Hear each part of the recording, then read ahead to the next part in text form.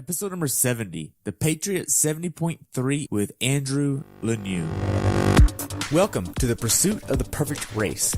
I'm Coach Terry Wilson, and with each episode, I bring stories of athletes to you that share their experiences at races in order for you to learn how to have your perfect race.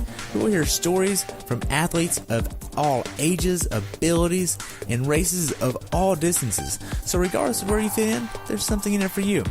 Thanks for spending some time with me today. Now let the pursuit begin.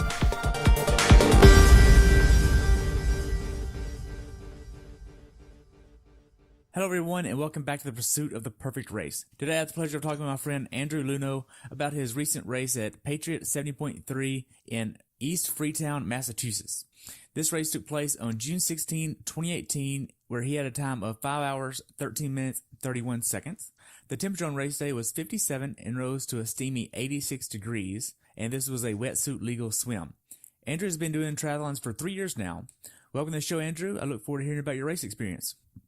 Thanks for having me. Awesome. So what made you want to do this race?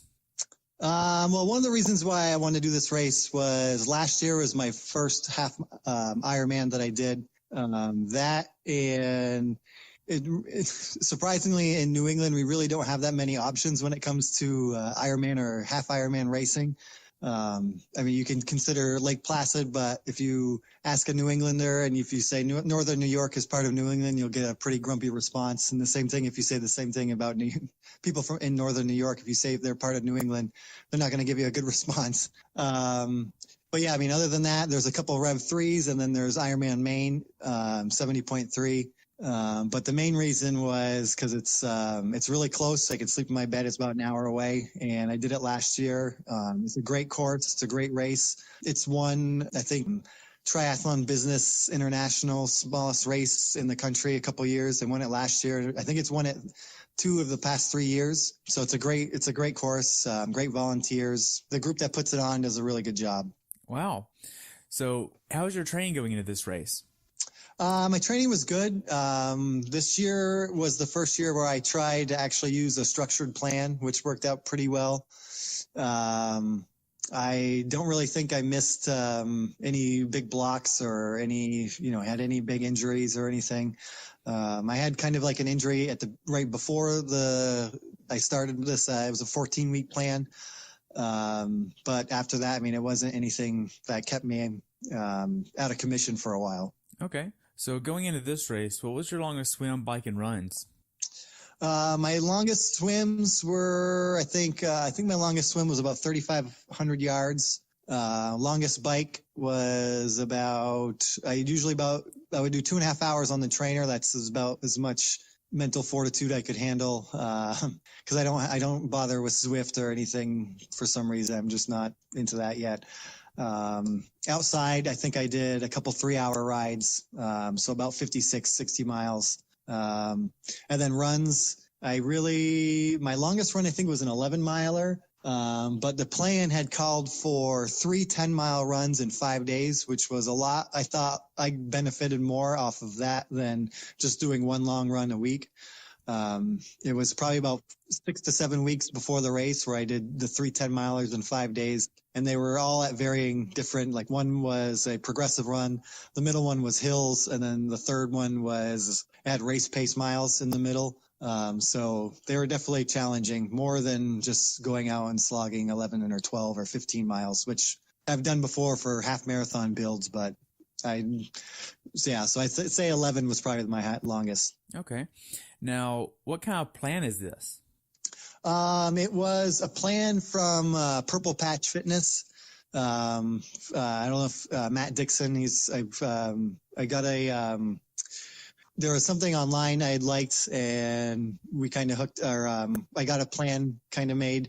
So it was a good plan because the way he looks at training is, the first thing he asks you is not how many hours or he basically builds the plan around how many hours you have available to train.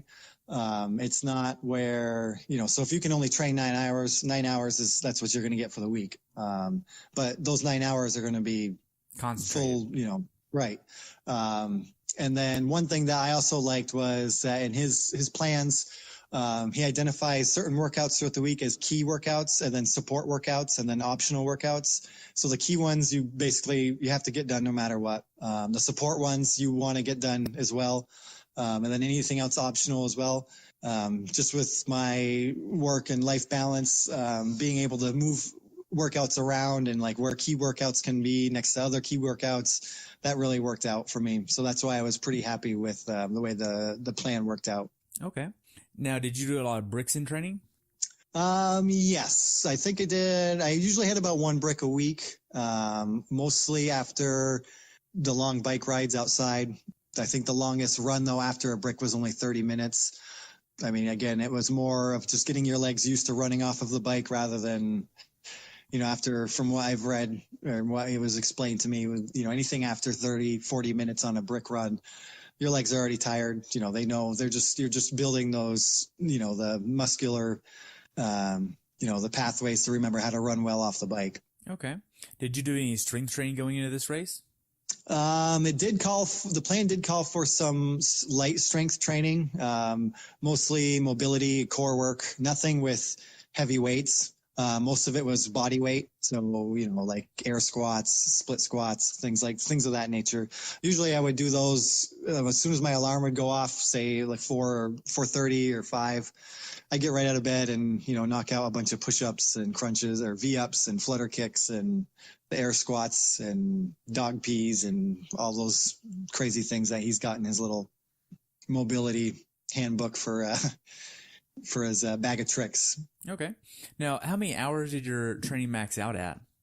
I think my biggest week was 13. Okay. 13 hours. Now, of that 13, how much of this was spent outside versus inside?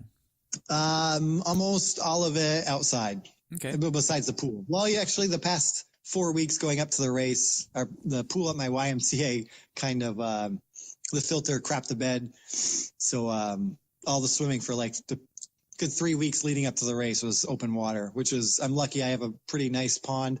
That's probably like 3 miles from my house. They actually have a little sprint every year, that I try to go to. So I'm pretty lucky with open water swims. Nice. For the training that you do outside, are you using a road ID for safety? Oh, yes. Yeah. I even got the little team red, white, and blue little band on the side of it as well. Nice.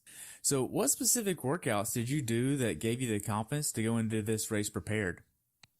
Again, I think the workouts that I remember are the 10 miles in 5 days. That was tough because even on the days in between weren't anything easy as well.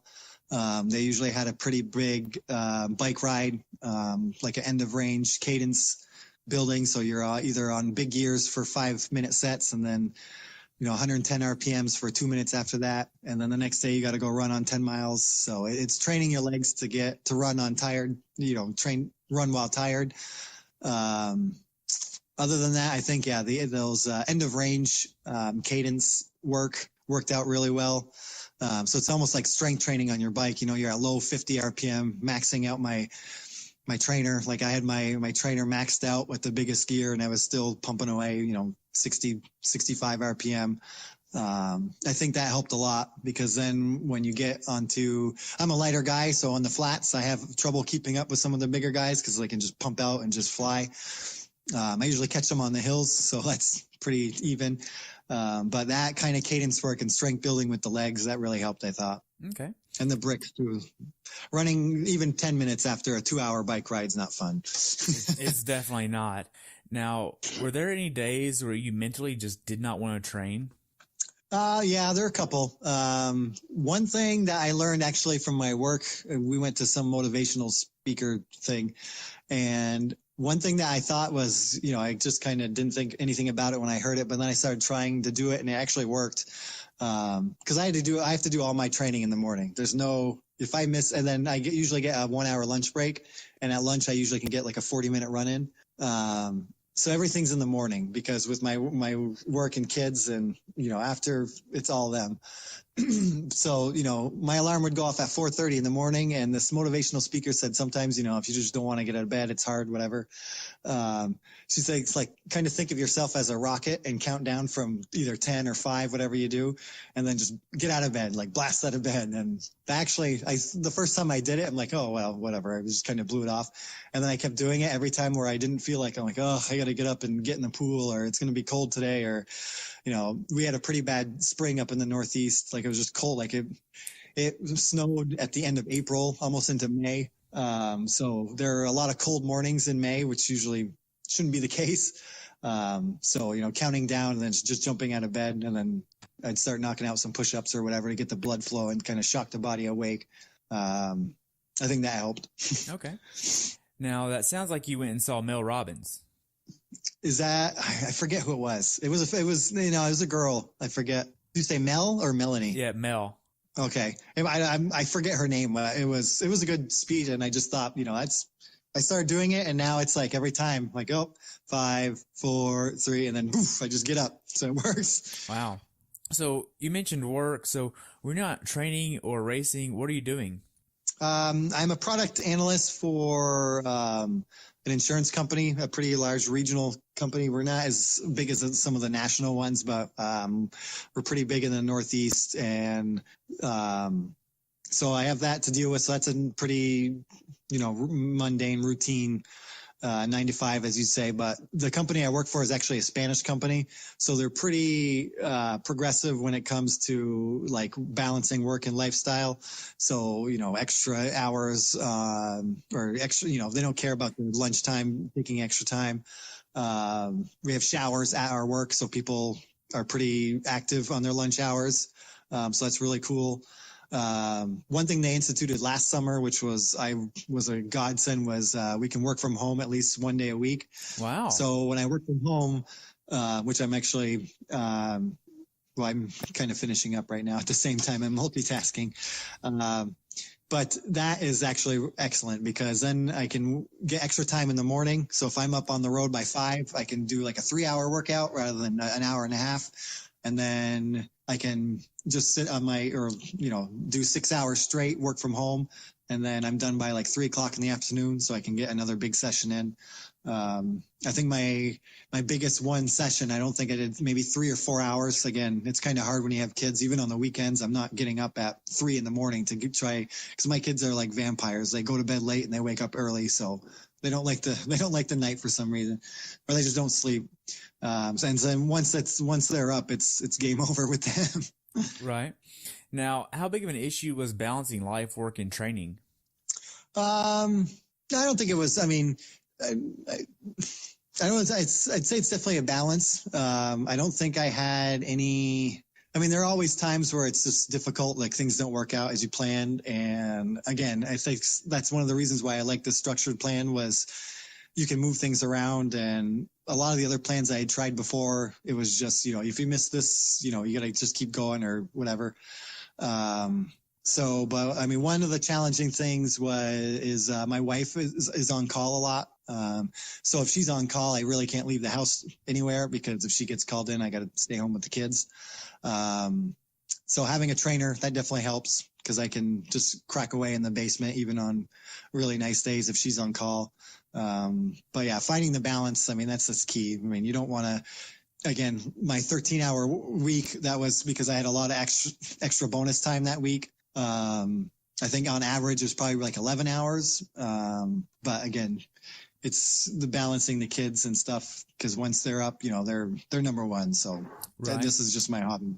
Right. And does it really help having someone that not only supports you in your sport, but actually understands what it means to you? Yes. Yeah, it definitely helps. Seeing the kids like come to races and stuff, and seeing me at the finish line, I mean, that helps a lot. They like coming to my races. My son, he's 5. He likes doing the races now. Like, he's doing a lot of the kids miles and stuff. So running with him is pretty fun, and it just puts everything into perspective. Wow. Now, going into this race, what was your taper like? My taper was kind of awkward, because the week before, so 2 weeks out, we that was almost more of my taper because I only had like a 6-hour week and it was all running. So I really wouldn't even say it was a taper. But I mean, most of the taper was, I mean, just less volume, just cutting down on the intensity. Other than that, there wasn't anything in there that made me think that I was going to go crazy or stir crazy or anything like that. Okay. Now, going into this race, what was your mindset?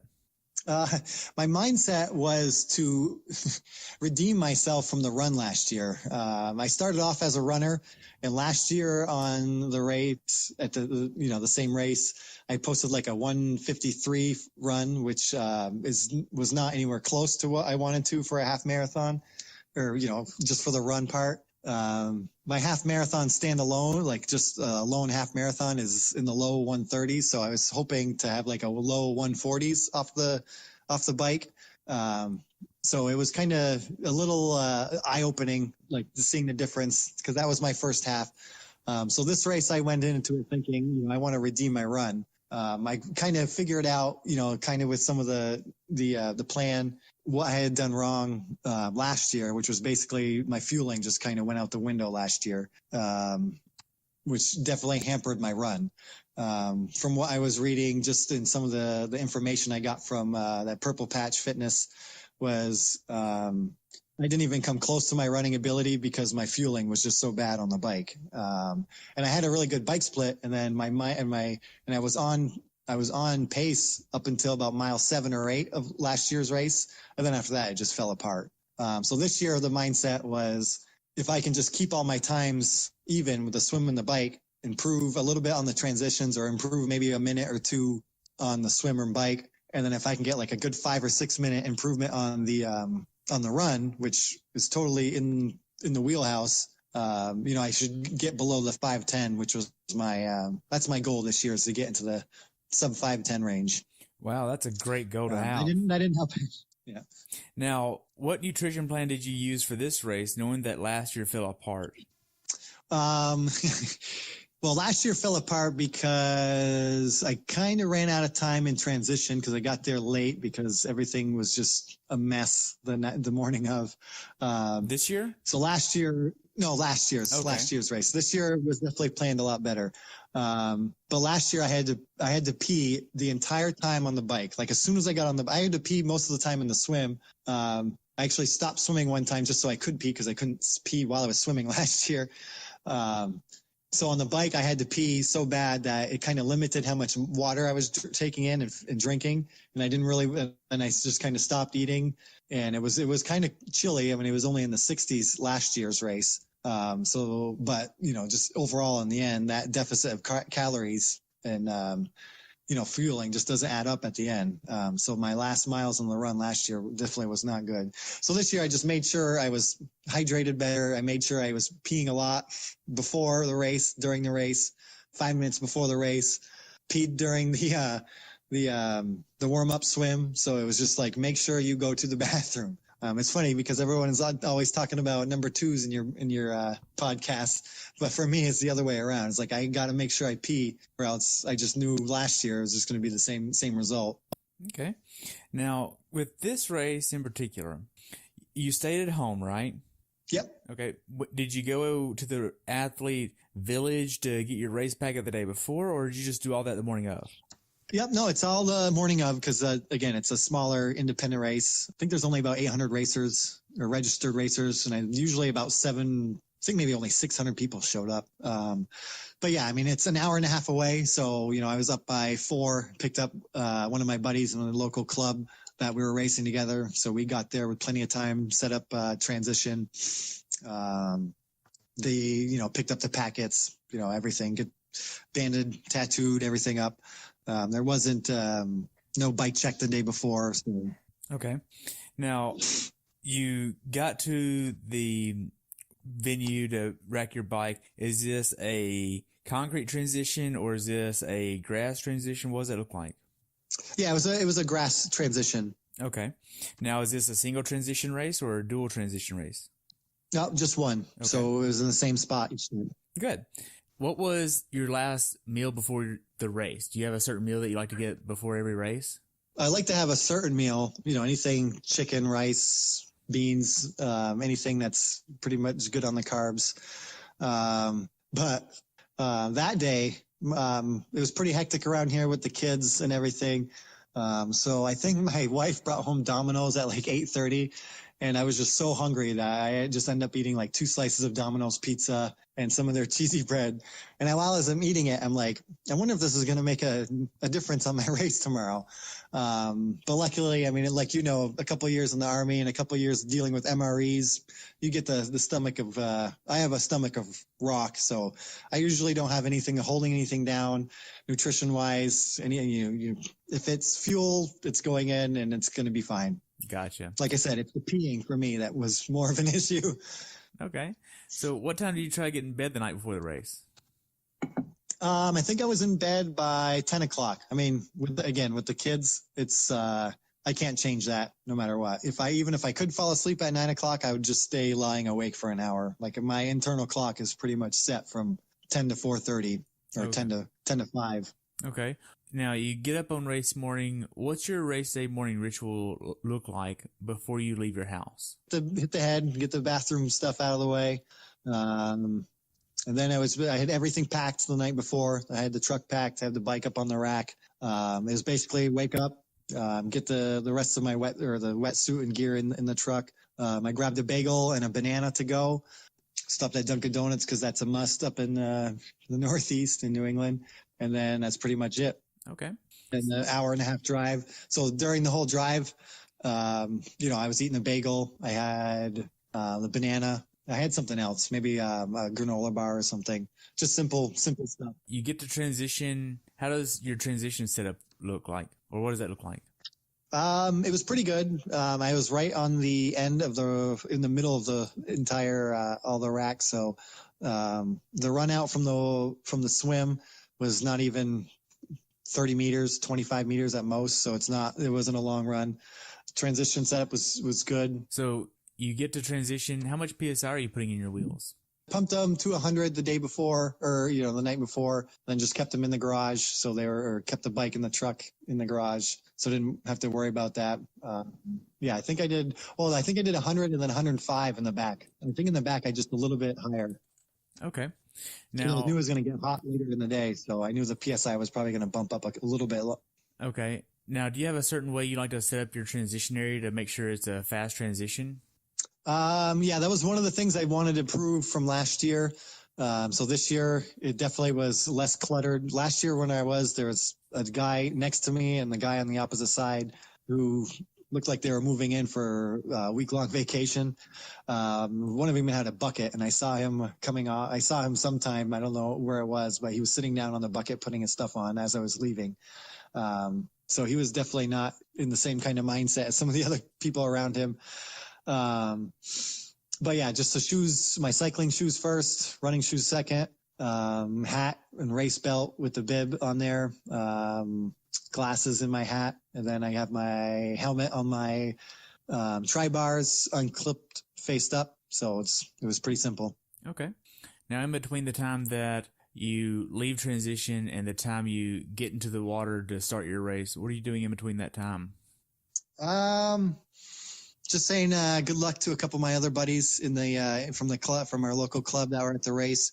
Kind of just taking in the moment. Okay. Now, is this a rolling start or is this a wave start with age group? What does this look like? It was a time trial start. So there was 2 of us going in every 2 to 3 seconds. Okay. Did this work well for you and your advantage, or would you have rather had a mass start? Yeah. No, the only mass starts I've done have been smaller races. So, and they do all the guys go at, all at once and all the girls go next. So I kind of like the time trial format. You self-seeded yourself in the swim. So the first group that would go, I think it was age group men 45 to 30. And I put myself it was 45 to 35. So there's 2 age groups. And we were right behind the elite open class. And then I put myself more toward the end of my wave just because I thought it would be easier knowing that when I get on the bike and run, if I see someone in my age group I know I'm probably passing them for good rather than just passing them and seeing like, oh, they might have started behind me time trial wise. So I kind of like starting in the back of the wave. Okay. Even though I'm like a mid-pack swimmer. That makes sense. Now you get into the swim. How does the swim go for you? It was good. The swim that it's on is in a freshwater pond. It's pretty much a lake, but it's a pond. I'm pretty sure there's no boating allowed on it, no other or public swimming, no public boating. So it's really clear. It was pretty choppy this year. I don't know why. I just remember it being a lot more choppy this year compared to last year, but it was pretty straightforward. I went out the first turn buoy. After the first turn buoy, I did have an issue because after I made my turn, I ended up sighting off of a yellow kayak, which kept moving closer to me for some reason.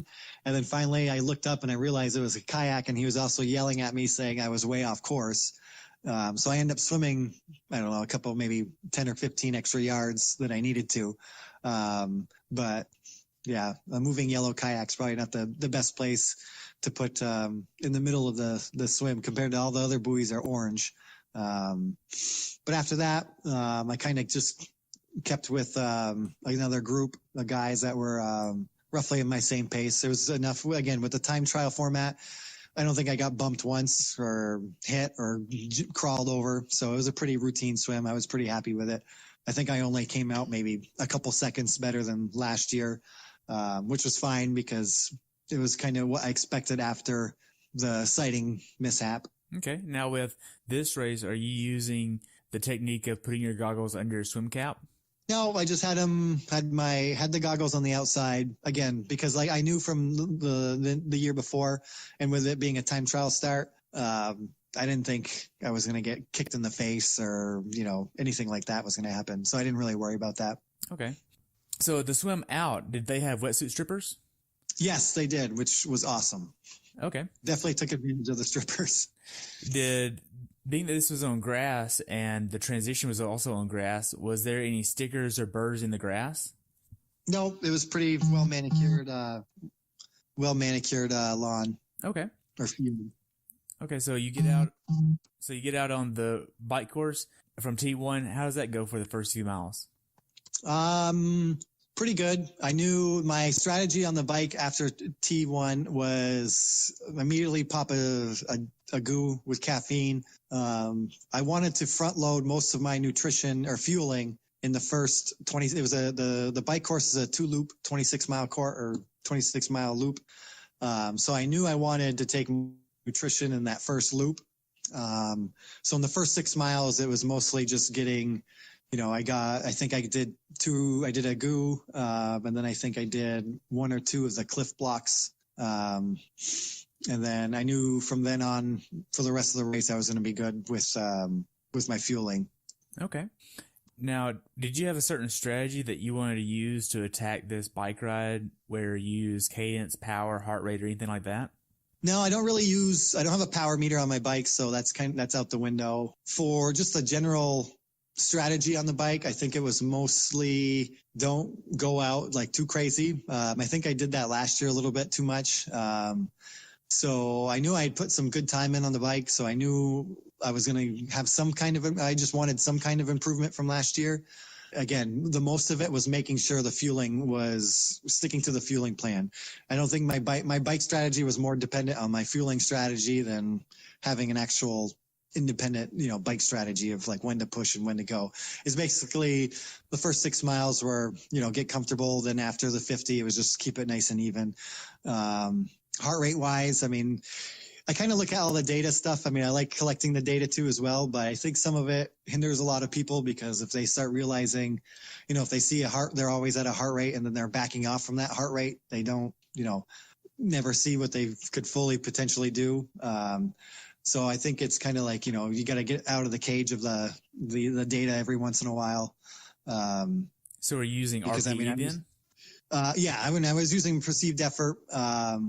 My heart rate was probably, I would say, in zone 4 through the 5 hours of the race, which doesn't sound right, but. So are you using a 5-zone method or a 7-zone method? What kind of method are you using? No, 5. 5? Yep. Okay.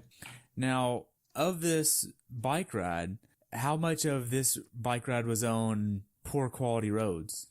Yeah. The first 10 miles of the loop, I don't know why I don't remember this from last year, but it was pretty choppy. Like I could not believe how bad it was. Something, I don't know what it was, but my bike started to rattle probably like 5 to 6 miles into the race.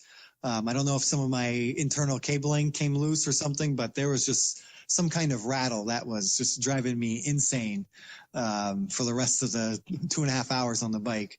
And it was all, I know it was from that race car, during that part because it wasn't there before. And then all of a sudden it was there.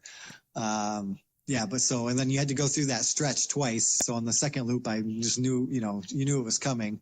But it was pretty choppy. It's not, we don't have as much chip seal in New England. Just because the way with frost heaves and stuff would just totally crack that in half. But a lot of it was just rough pavement, patching. So it was pretty bad. Okay. Was this mostly a flat course or quite hilly? What does that look like? No, it's pretty flat. That's one of the selling points of the race is that the bike is pretty fast. I wouldn't say it's flat, but I definitely wouldn't say it's by no means hilly. Like I did not come out of the big ring once, and I think I only sat up once or twice, and that was mostly just to stretch my back. I don't think I came off. Let me say that again. I didn't come off the big ring once. I only came out of aero 2 or 3 times, and that was to come out of the saddle to stretch my back. So I mean, the whole race was definitely doable in the aero or seated. Okay. Now, as far as the bike goes, is there anything you'd tell someone to be aware of that hasn't done this bike course before? There's one sharp corner that's on a pretty lengthy downhill that they definitely warn you about pretty well. So that's pretty, that's the only thing that has, other than that, I mean, it's like you can basically go full bore on this. There is actually a little bit of zigzagging because we zigzag behind a gas station to avoid a pretty big intersection or a roundabout. So the gas station was pretty nice, or it's more like a truck stop, but they open up the back end of the truck stop just so we can avoid the whole giant intersection. So it's pretty nice, but you do some zigzagging in there to get through it. Okay. Now, whenever you get to the last mile or so on the bike, are you doing any type of transition to help prepare you for the run? I do pick up the cadence a little bit more. I try to, Chris saying you kind of matching your cadence to your run cadence is tremendous, works out pretty well, or has a lot of benefits to it. So, I had been practicing that in some of my bricks, and I found that worked out pretty well. Because a lot of my bricks, my runs would just start out a lot faster than I wanted to, because, it's just the perceived notion you're going a lot faster on the bike, and then you start running and you just want to go fast, which just leads to a burnout. So just matching the cadence was pretty helpful. Okay. Now, so you're doing that, and then you get to T2. You have a pretty quick T2 of 3 minutes and some change, and then you're right on the run. How are the first few miles of the run? They're pretty good. I had gotten all my fueling, I nailed my fueling strategy on my bike. So I came out of T2, like ready to go. Like I was clapping, and I was like, I said, let's do this a couple times. Someone yelled at me so I was like, all right, let's do this. So I was ready because I was ready to get the run on. The first mile, I pretty much right where I wanted to. The second mile, I think I was going a little bit too fast. I had to keep telling myself to slow down. But the sun just came out and just cut everybody in half. I mean, I gave hats off and kudos to everybody who was running good that day in the sun, because there was no shade on the run course. And there was one part, I think it's mile 7. And like, if you listen to like after the race, everybody would say like, oh, mile 7, that's where my legs just fell off. But it was like a 45-degree angle intersection. And it's on a pretty open cranberry bog, which is basically just a depressed field with it's like a swamp. So, so you come out of the woods, and then you're at one end of the 45 angle, corner, and you can see people on the other end of the field of the cranberry bog, And it just seems like they're so far away or they're so close, but then you see how far you have to run to get in that same position. It's just like, oh, that was a heartbreaker on the run. Just mentally had to be defeating. Yes. Yeah. Because, like, oh, if I just go 50 meters over there, I could cut like a mile off this run, like they're so like they seem so close, but they're so far ahead of you. It's ridiculous. Right. Now, how did you execute your nutrition plan on the run? What was that? On the run, I basically would hit every fueling station every mile. I would grab water, ice, Gatorade. I'd throw the ice down my kit or in my own way trucker hat. That thing is awesome, holding ice that keeps it out of my head. I dump ice down my kit, drink water or drink Gatorade and flush it with water. So I would do that that was my fueling strategy. Basically, if I felt good, I would skip one. I think I skipped 2 of them. But basically I was just going through that was my fueling on the run. Okay. Now, this race is pretty much flat on the running course, right? There's about 500 feet of elevation, so it's not flat. And all of that elevation seems to come after a mile, not all of it, but there are 3 hills after mile 11 that are just, a gut punch. It's definitely, I would say, describing the course, the bike is flat, the run is not as flat. So there's definitely some elevation. There's some hills. I'm just trying to think if anything. I can't think of anything before mile 6. The first half of it's pretty flat. So most of the elevation's in the back end. Okay. Now, did you have any GI issues or cramping on the run? No. I was actually pretty fortunate with that. In training, though, which is pretty 2 of my big bricks before, my legs just totally cramped up. And I cramped up to a point where I basically had to get off my bike. And at one point I was only about 3 miles from home, but I was contemplating calling my wife to come get me because I could not move. So I was kind of worried that my nutrition wasn't, if I was cramping during these training runs or, they're basically just practice of the race. I was a bit nervous on the run or on the bike if I was going to have that same kind of issue. But luckily I didn't. I think my nutrition, I nailed that as well to keep it pretty good. No cramps. So the aid stations, what were the aid stations stocked with? They had water, ice, Coke, oranges. Well, not Coke on everyone, which is a funny story later in the race. So water, Gatorade, oranges, ice. That's basically it. And then Coke every other mile. Okay. So what do you mean funny story? What happened? Well, I know because I listened before. I usually ask about what happened, how'd the last 2 or 3 miles go. So by like mile 10, I knew my run goal was out the door, but I knew I was going to finish better than last year. So I was just looking at my pace. I'm like, I'm going to be above 150 again for my run. So I was coming up to the mile and I'm like, I'm going to, whatever. The guy's yelling out, I got Coke, water. So I'm like, I'm going to try something new, which I know is like the golden rule. You shouldn't try anything new on race day. I'm like, let me try some Coke because it was just so hot. And, I wasn't fear of cramping, but I wanted to try something new. So I drank the Coke and it was like that scene from Old School, like when Will Ferrell's like, once it hits your lips, it was like every cell in my body could feel that sugar going right to it. And I don't drink soda. Like I don't drink soda. It was one of the first things I cut after being in the Army and being deployed. Easiest thing to get rid of. I drank the Coke, which was flat and cold. I don't know whatever that aid station did to keep it flat and cold, which was awesome. But it was just like jet fuel. Like my cells just automatically woke up. And like for the next half mile, I was just like on cloud 9. So mile 12 comes up and the guy's yelling out what he wants. I'm like, you got some Coke? You got some Coke? I need some Coke. I want some Coke. He's like, no Coke. And I was like, oh crap.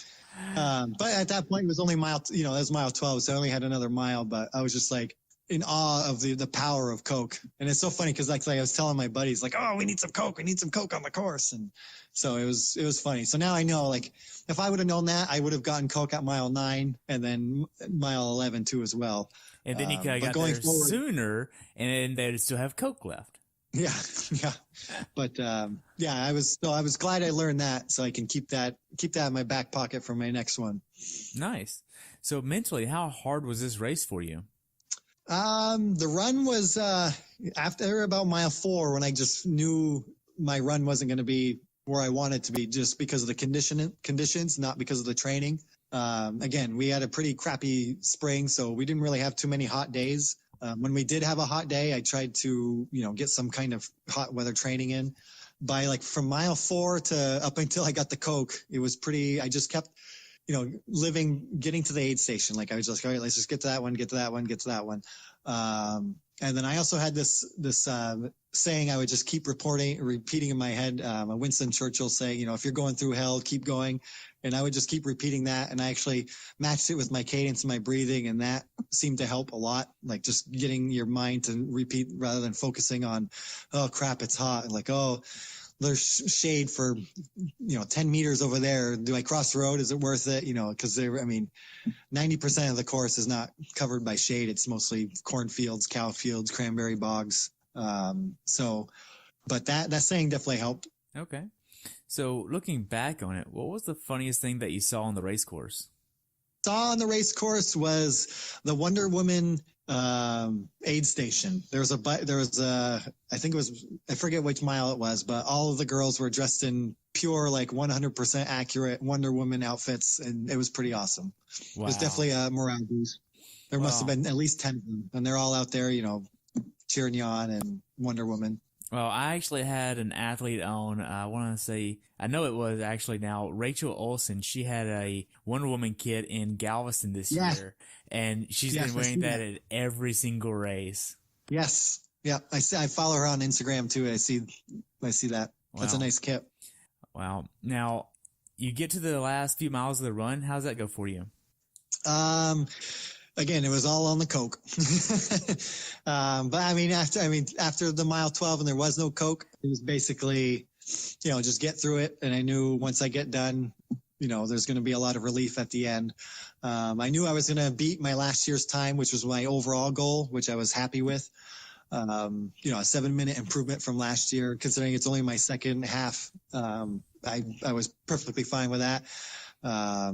So I just know going into my next race, I'm going to be focusing on my run and this next build, even more so than before. But yeah, just getting through the heat. It was, and actually the last mile, there was more shade in the last mile than the 12 miles before that, which was pretty ironic, I thought. Wow. So the last 800 yards before the finish, how was that? It was pretty nice. You actually go over a footbridge that covers, I would say the last 300 meters is on grass, and you cover a footbridge. The whole entire place is at a YMCA, outdoor summer camp. So the swimming's real nice there. They have these big open fields, soccer fields, and that's where the transition was. They have a lot of footpaths and walking paths. So the last 300 meters of that is on those footpaths. So it's pretty shaded and nice. And there's a nice footbridge that bridges between two inlets of the pond. So it was nice, but getting the finish line, getting done, I was done with the sun. So it was nice to be done, get my shoes off. So after you crossed the finish line, what'd you do next? I took my shoes off and immediately dipped them in the ice bath because my feet were hurting. I don't know if it was just the heat or I got a heat spot on some of my toes, which usually I never get. So by mile 10, I knew something wrong. There was something wrong with my foot. So, I got that. I just got in they've set up a bunch of little, kiddie pools. There must have been 5 or 6 of them. And there was just one person in there just stocking it with ice all the time. A couple of people would lay down in them. Other people would just get their feet in there. They had a bunch of pop-up tents, so it was in the shade. And then you'd sit down there and people would bring you either water. They always end with an ice cold towel that's wrapped around your water bottle. So when you get at your water, you have this ice, almost I held mine out and it was stiff. You could hold it out straight and it was almost frozen So you put that over your head and I sat in the little pool or got my feet in the pool. And that was good for the next 5 minutes until my heart rate came down. Wow, that's great. Now, how was your recovery process? Recovery. Didn't really have a recovery because the next day my wife has this she loves to see the pain. So we've been doing this Father's Day tradition, which this race is always the day before Father's Day. There's a Connecticut Classic, 5-mile road race. There's like 5 or 6 of them in the state of Connecticut, and they're 5-mile road races. So that's on Father's Day.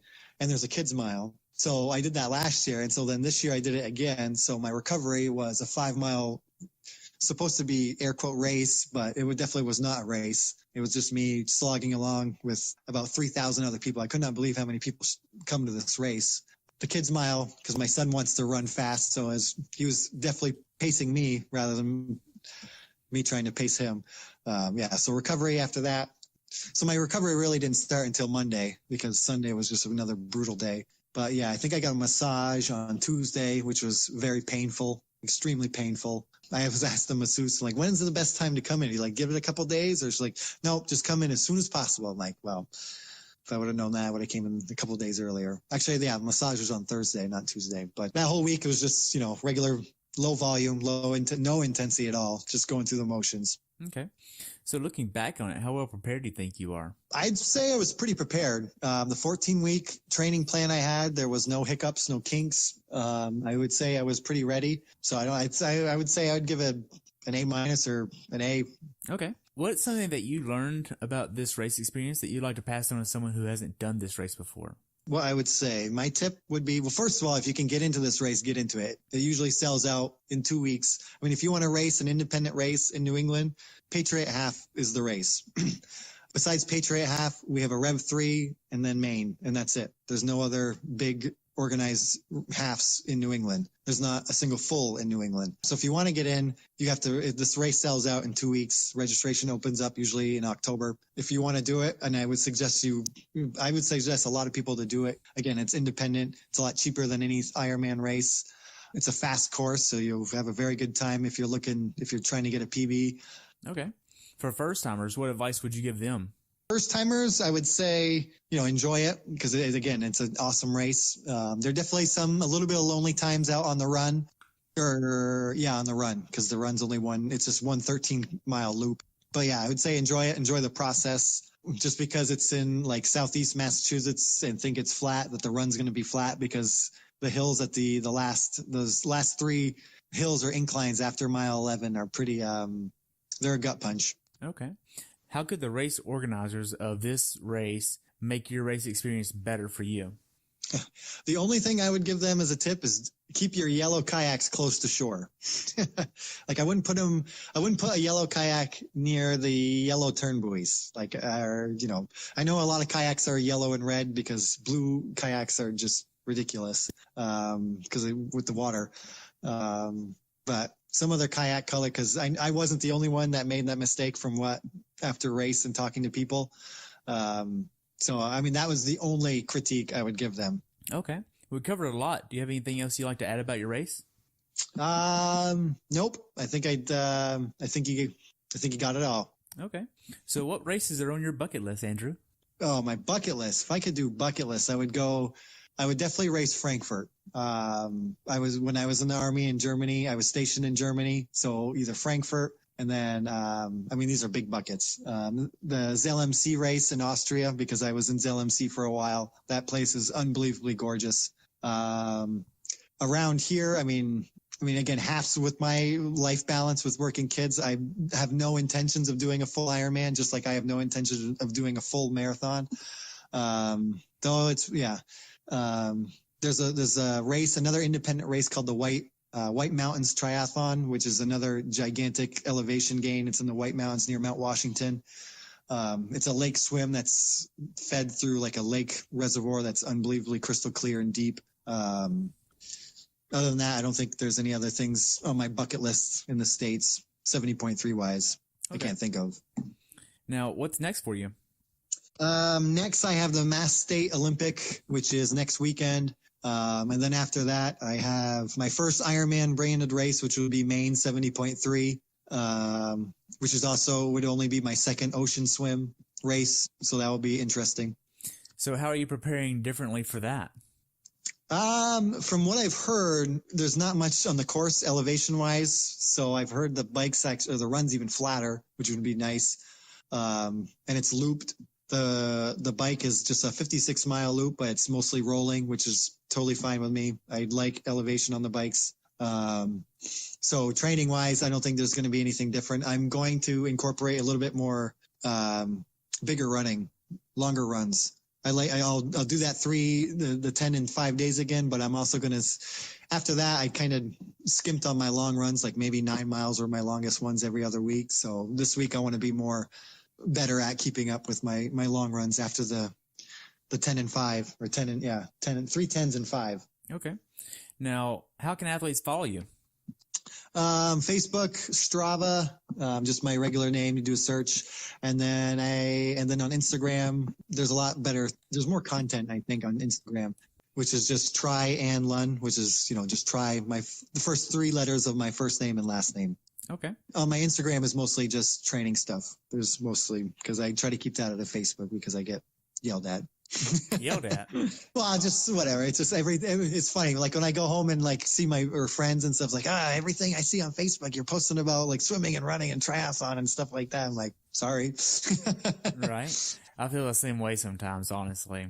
Well, I only have one more question for you, and that's, what's your definition of a perfect race? It's a good one. I mean, thinking about some of the other answers from the other podcasts, like, was it Andy who said like perfect race is if you win or something, if you win the whole thing? I'm like, that's a good answer.